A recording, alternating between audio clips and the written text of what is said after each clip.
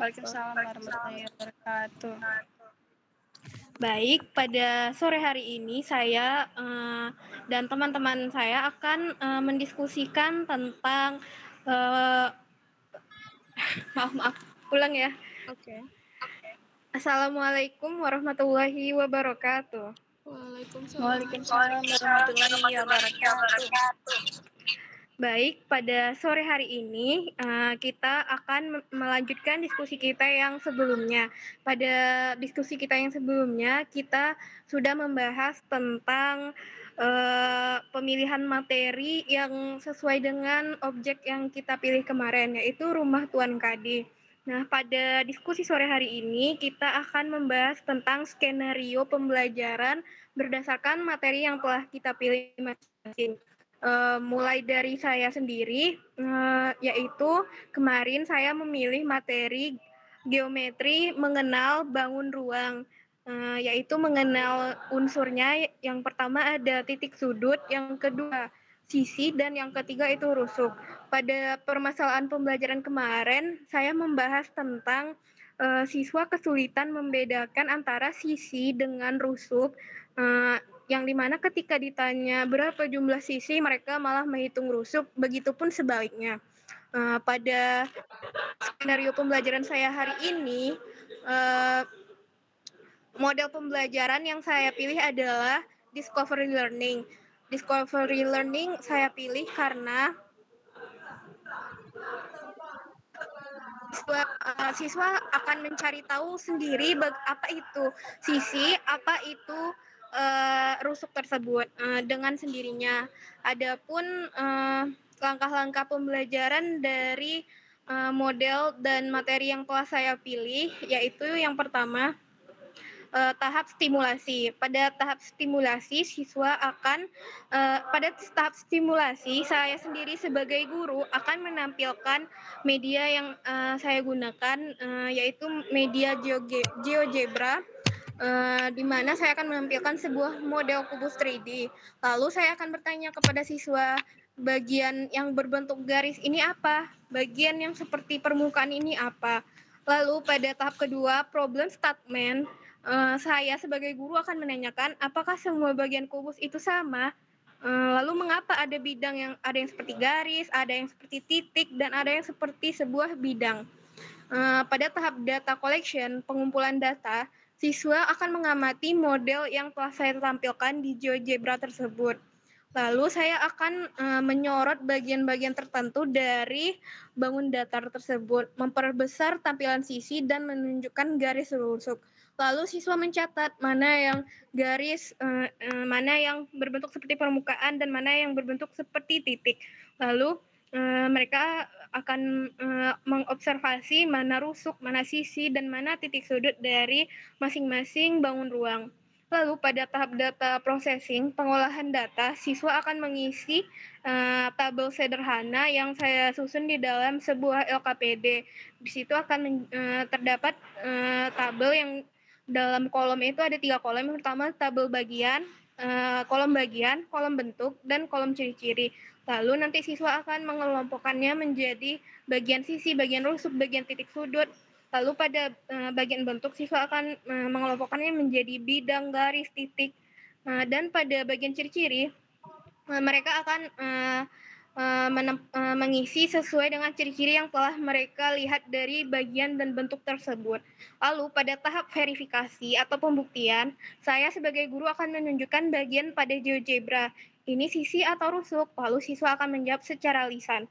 Lalu pada tahap kesimpulan atau generalization, siswa akan menyimpulkan sisi itu merupakan sebuah permukaan atau bidang permukaan, lalu rusuk itu adalah garis yang akan menghubungkan dua sisi, dan titik sudut merupakan titik pertemuan antara rusuk. Sekian dari penjelasan saya. Selanjutnya akan dijelaskan oleh rekan saya, yaitu Anastasia Dewi Ambarwati. Kepadanya disilahkan. Baik teman-teman semua, jadi kali ini saya akan menjelaskan model apa, bagaimana langkah-langkahnya dan media apa yang akan saya pakai. Adapun materi yang saya ambil pada pertemuan sebelumnya itu, pada diskusi kita sebelumnya itu kan, saya mengambil materi pengukuran panjang dan membilang untuk kelas 1. Karena materi pengukuran dan panjang itu kan membutuhkan objek nyata. Adapun model yang saya pakai itu saya pakai CTL atau Contextual Teaching and Learning. Ada penalasannya karena siswa kelas 1 itu kan masih memerlukan kaitan antara materi dengan dunia nyata. Adapun fokusnya nanti belajar bisa berfokus pada pengalaman langsung pakai benda konkret yang diperkuat melalui visual digital. Adapun media yang saya pakai, saya rasa saya juga akan pakai media yang sama dengan Edelweiss, yaitu GeoGebra, karena di GeoGebra itu kita bisa menghadirkan visual-visual yang sekiranya itu terbatas, kita bisa pakai GeoGebra itu sebagai visual untuk diperlihatkan ke siswa. Nah, GeoGebra itu digunakan sebagai seperti virtual manipulatif. Jadi kita bukan menampilkan rumus, tapi kita menggunakan papan sebagai simulasi interaktif. Nanti guru bisa menyiapkan paket berisi gambar benda seperti pensil, penghapus, dan alat ukur tidak baku digital seperti klip kertas, balok, stick, yang bisa digeser atau drag and drop. Untuk langkah-langkahnya sendiri, saya ada 3 tahapan. Yang pertama itu tahap konkret atau objek nyata. Jadi nanti aktivitas siswanya itu siswa mengukur benda di meja mereka seperti kotak pensil menggunakan klip kertas fisik. Adapun aktivitas membilangnya, siswa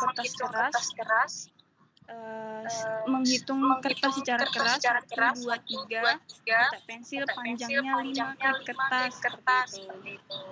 Tujuannya untuk membangun pemahaman fisik tentang konsep panjang. Selanjutnya tahap visual digital atau penggunaan GeoGebra. Untuk aktivitasnya itu, guru menampilkan iklan GeoGebra di proyektor, kemudian kita melakukan eksperimen digital, siswa maju ke depan untuk menggunakan tablet untuk menggeser klip kertas digital di layar ke arah gambar benda.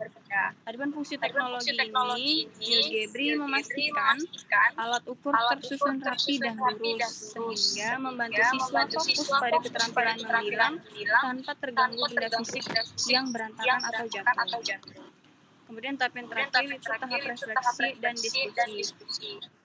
Ini ada tahap analisis seperti membandingkan hasil di dunia nyata dan di GeoGebra. Kesimpulannya, mengukur harus dimulai dari ujung benda dan alat ukur harus diletakkan sejajar tanpa celah. Nah, ini nanti mungkin akan ada beberapa perubahan. Ini adalah skenario sementara dari saya. Selanjutnya saya serahkan kepada Edelweiss. Oke, tadi Tasya udah menjelaskan tentang model pembelajaran yang ia pilih dan beserta langkah-langkahnya. Yang mana tadi modelnya CTL ya, Tasya? Iya, CTL. Oke, jadi dari model CTL tadi, Tasya juga udah membandingkan perbedaan menggunakan apabila menggunakan media konkret dan media digital, yang mana tadi kalau media digital itu tidak membuat siswa terganggu dengan hal-hal konkret yang kadang membuat berantakan. Iya, mengganggu fokus siswa. Iya. Oke. Kalau dari Muti ada tanggapan? Dari Muti cukup dan bagus. Oke. Karena dari Muti tidak ada tanggapan, selanjutnya Muti akan menjelaskan tentang skenario pembelajaran Muti. Kepada Muti disilakan. Oke, di sini aku akan memakai metode problem based learning. Nah, problem based learning itu kan berbasis kenyataan ya. Nah, kita kan sama-sama mengambil media rumah tuan tadi. Nah, jadi di situ nanti sekalian melatih anak tersebut bekerja sama, terus memecahkan masalah, terus juga nanti untuk berani berbicara di depan, karena nanti kan terakhirnya mereka akan presentasi. Nah, adapun langkah-langkahnya itu yang pertama yang pastinya mengorientasi peserta didik pada masalah. Nah, nanti aku akan mengarahkan kepada mereka tuh masalah apa yang harus mereka pecahkan, seperti kayak perbedaan atau perbandingan antara bangun datar dan bangun ruang tuh kayak mana. Nah, sedangkan aku kan ambilnya bangun datar. Jadi apa perbedaannya di situ? Mungkin bisa aku ilustrasikan dengan media-media sekitar mereka seperti kayak lantai, papan tulis, dan sebagainya. Nah, yang selanjutnya yang kedua itu mengajukan pertanyaan pemantik kepada mereka sebelum aku kasih ke kelompok mereka. Nanti aku pancing dulu dengan pertanyaan-pertanyaan seperti kayak bangun datar seperti apa, terus apakah pintu termasuk bangun datar atau tidak. Terus nanti mereka saling mendalami satu sama lain. Terus mengarahkan mereka untuk mencari kelompok sendiri untuk melatih keberanian mereka dan rasa sosialisasi mereka. Terus nanti mengajarkan mereka untuk mengembangkan hasil di depan. Jadi setelah diskusi, setelah memecahkan masalah, nanti presentasi ke depan. Oke, seperti itu gambaran aku nanti. Oke, tadi Muti model pembelajarannya problem based learning ya?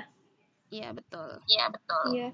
Aku mau nanya tadi Muti di bagian langkah pembelajarannya ada mengatakan bahwa mengarahkan siswa untuk membentuk kelompok. Urgensi membentuk kelompoknya itu kenapa? Biar mereka terlatih untuk bekerja sama dan mungkin lebih tidak memilih-milih teman. Jadi mereka harus cari teman yang memang seperti mereka belajar bagaimana mungkin bisa mengajar merangkul kepada mereka seperti itu. Oh, oke. Jadi Muti tadi udah menjelaskan. Dari Tasya ada tanggapan? Apakah dari Tasya ada tanggapan?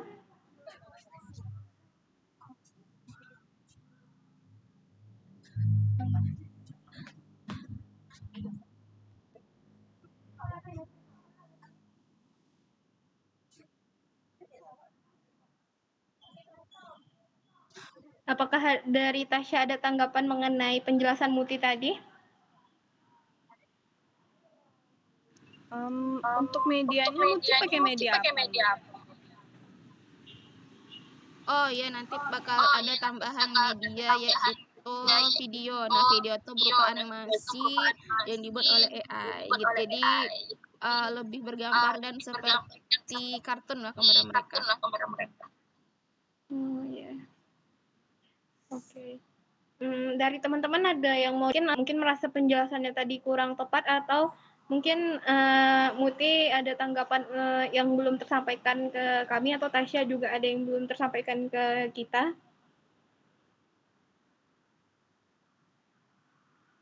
Udah cukup? Kayaknya dari aku cukup. Dari Muti? Cukup. Oke. Karena udah selesai diskusi kita, saya di sini sebagai moderator minta maaf kepada Muti, Tasya, dan kepada teman-teman audiens mungkin ada salah-salah kata tadi. Semoga nanti kita di diskusi selanjutnya bisa menyampaikan diskusi kita dengan lebih baik. Saya menutup diskusi ini dengan Assalamualaikum warahmatullahi wabarakatuh. Waalaikumsalam warahmatullahi wabarakatuh. Dadah.